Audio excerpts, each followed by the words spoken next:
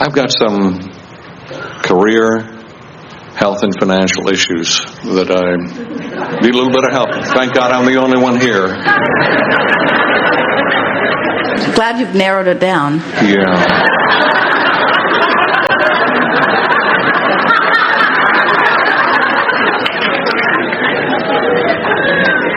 I know I'm not doing what I should be doing as far as my work is concerned.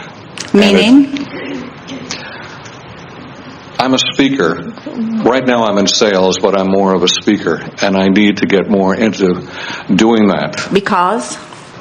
Because I've got such a passion for it, and I know in the past talks that I've given how I have touched people.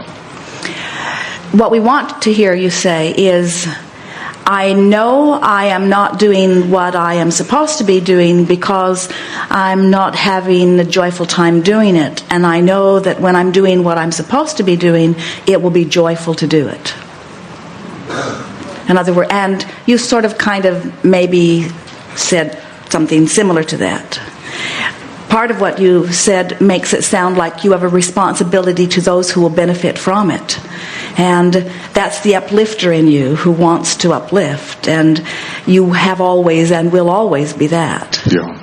But you have to get hold of the idea that you're doing it because it feels so good to do it. Yeah. And so it's calling you. And when you get in sync with that flow, things will unfold more easily for you.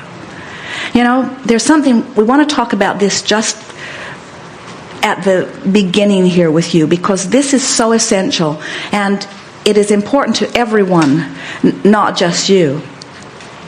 When you get the sense of going with the flow of something, think about going with the flow of anything, and the ease and fun it can be. And think about the bucking of the current of anything, and what a rougher ride that is.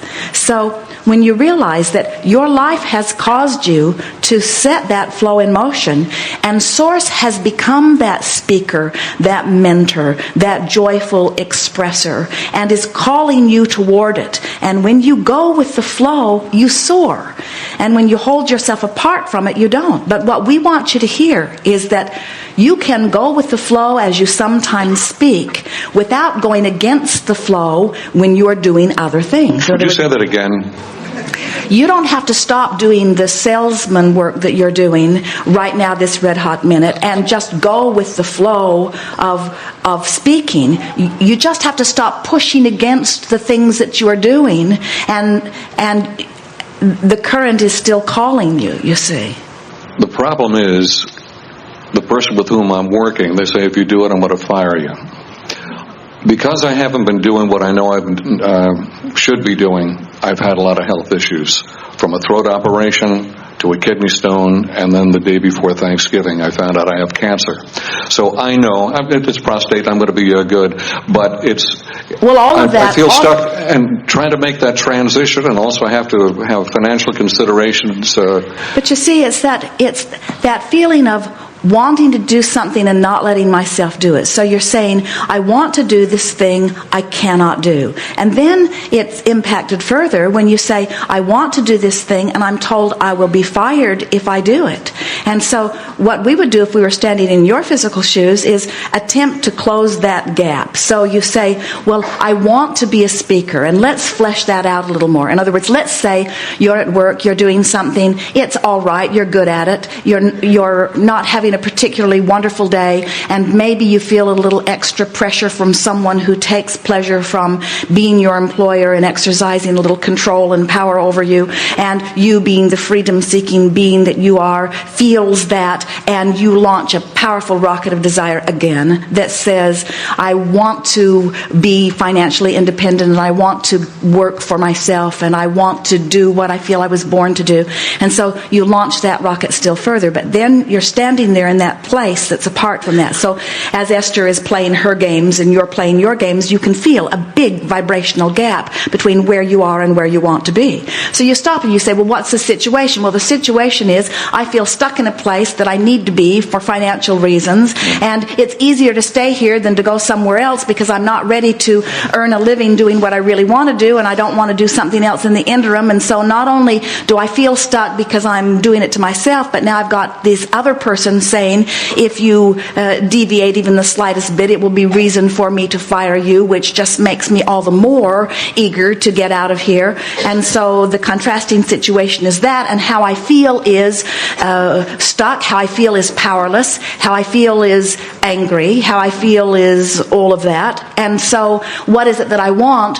I want a gradual, comfortable financial transition from doing what I know how to do that earns plenty of money into doing what I love to do that will eventually earn plenty of money. I want this comfortable, gradual transition. And doesn't seem like I can have this gradual transition because this person that I'm currently employed with is saying that it's impossible for me to have that gradual transition. And I'm furious because why would anyone seek control over what someone else does? I must be pretty good at what I do. The idea of me not being there, now we're working on closing the gap. The idea of me not being there must make this person feel a little threatened. And it may make this person feel like I'm cutting into their financial well-being. And I realized that there was a time when I was grateful to have this position, and it has served me extremely well. And I'm appreciating all that's come from it, and I'm appreciating how I've grown within it. And I've appreciated the win-win situation that it has provided both for me and for them. And I can understand why they would want me to stick around. And I want to find a way that I can let them know that I have benefited and that they have benefited and that I'm going to be around for a while. And universe, please bring me some words that I could say that would soften this just a little bit. And maybe if I don't get this thing so stuck in my craw where I'm pushing so hard against, maybe if I soften myself where I can see that I'm gradually moving on, and maybe universe, please bring to this employer an indication or things that make it so clear to him that no one ever stays anywhere, that it's all a passing parade, and help him to understand that what is needed will always come to him, just as what is needed for me will always come to me. And help me find a way to explain that I'm not planning on doing anything this red hot minute. I'm happy here,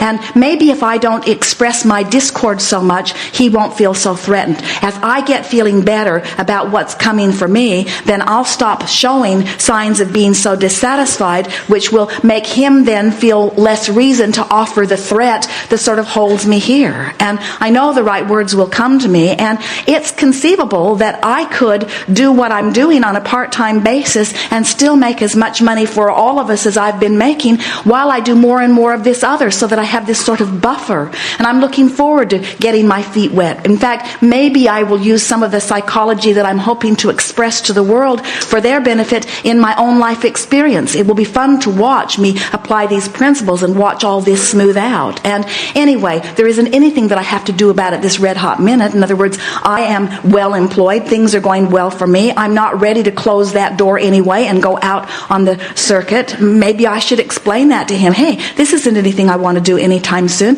This is something that I'm thinking about phasing gradually into, and on a really part-time basis. And it's something that I believe would enhance not only my life, but your life too. And doesn't that feel better? It does, yeah. But she told me to cut it off. That's that I even had to sign papers. And I can't tell you the frustration. And right now with this... Now, you see what... Now, here's the thing that we want to point out. And you make it really easy to do that. It's a logical thing what you're saying. You're explaining how things are. And we don't care how they are, because we're over here where you want to be, calling you this way. Mm-hmm. So we just did a really good job of calling you this way. And you listened. You were very polite, and you listened. And then after we called and called and called and called and called, you essentially said, I'm not coming. Mm-hmm. And we weren't calling you from your employment. We weren't calling you into action of disobeying someone who has no right to demand anything of you in that way. We were not calling you into that. We were calling you emotionally. We were wanting to provide an emotional bridge that would make you see that maybe some possibilities will unfold. You see, we can see down the road for you, and we know that things are going to unfold and it's going to be just fine. And so from that knowledge, we're calling you. But because you can't see down the road as far as we can see down the road, you're questioning what might be out there. And so you're arguing for the limitations that seem to be very real, but just the same, you're arguing for them and you're causing them to be activated in your vibration, which is making them real as far as you're concerned. In other words, the universe can't give you the universe is giving you the inspired words, but you can't hear them. The universe is lining up things to help your employer understand that she could get by without you, but you can't hear that. In other words, the things are lining up, but they're zigging while you're zagging because you are fixated on this extraordinary injustice. This is paramount to being in a situation where you have discovered your life's work and someone has chains around you saying, oh no, you're not going anywhere. And you feel like you've got to break loose of those chains. And what we want you to understand is all you got to do is go with the flow. No one can hold you against your will, but you're letting your perceived power of this person mess up your energy so you can't go anywhere, and then you're giving her all the credit for it, you see. So, in other words, it would be like someone saying to you, you can't go to the beach. And you'd say, well, I surely can. And they say, no, you can't go to the beach. I've decided I don't want you on the beach, and I'm going to watch you every day. And if you go to the beach, I'm going to hit you in the knees with this baseball bat. So you say, it could be painful to go to the beach. And as you look around and there's that person with that baseball bat, you start feeling increasingly resentful that you can't go to the beach. And then you think, well, they can't watch me 24 hours a day. I can go to the beach in the middle of the night. Or I can go to the beach when they're not looking, which is just increasing your determination, but it's also increasing the crevasse between where you are and where you want to be. And then you think, well, I can think about going to the beach, and I can remember going to the beach, and I can take pleasure in my mind about going to the beach, and there'll be no hitting me in the knees with the baseball bat because they can see that my body is right here while my mind has gone to the beach. And what we're saying to you is, if you take your mind to the beach so often that you deactivate your awareness of this person with the baseball bat, law of attraction will cause circumstances to put separation between you and the person with the baseball bat. They will find themselves distracted from you. They will be called to things that are more a vibrational match to them, while you are called to things that are a vibrational match to you. And the person with the baseball bat becomes a non-issue in your life. But you've got to go to the beach in your mind, or they'll be right there with the bat.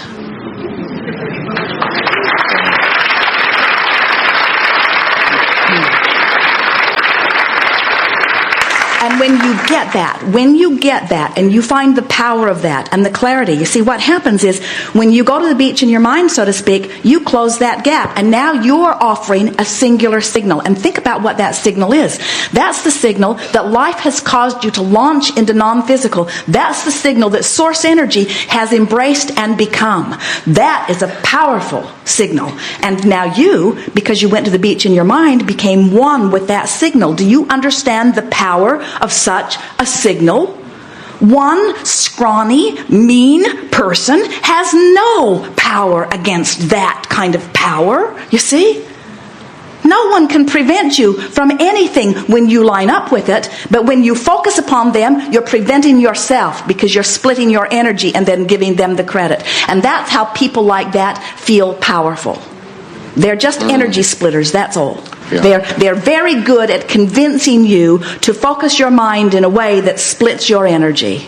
That's anyone that seems to have power over anyone. That's all they're doing. They're just dancing such a flamboyant dance that you can't get your eyes off of them. And because you can't get your eyes off them, you've got your energy split. And then you're not powerful. But it's not because you can't be. It's because you're focused in a way that's keeping you from your power.